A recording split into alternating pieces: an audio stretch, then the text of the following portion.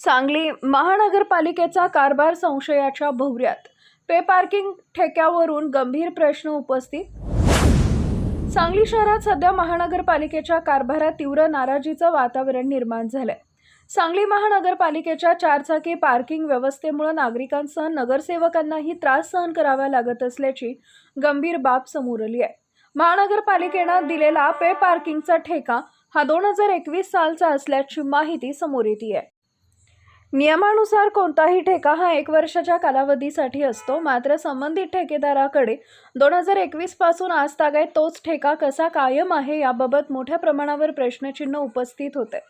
नगरसेवकांना जनतेची कामं पूर्ण करण्यासाठी महानगरपालिकेत येताना पार्किंग पावती काढावी लागत असल्यानं संताप व्यक्त होतोय. नागरिकांनाही अनावश्यक आर्थिक व मानसिक त्रास सहन करावा लागतोय. हा संपूर्ण प्रकार नियमबाह्य तर नाही ना? या घोळ कारभारात महापालिकेतील काही अधिकारी सामील आहेत का? संगनमतानं हा व्यवहार सुरू आहे का? अशी चर्चा शहरात जोर धरू लागली आहे. याबाबत तात्काळ चौकशी करून सत्य परिस्थिती जनतेसमोर मांडावी. पे पार्किंगचा वादग्रस्त ठेका त्वरित रद्द करावा आणि नागरिकांना दिलासा द्यावा अशी जोरदार मागणी होतीये.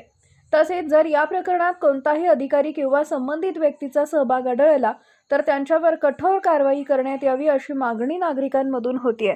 सांगली महापालिकेच्या पारदर्शक कारभाराबाबत आता आयुक्तांनी स्पष्ट भूमिका घ्यावी अशी अपेक्षा व्यक्त होतीये.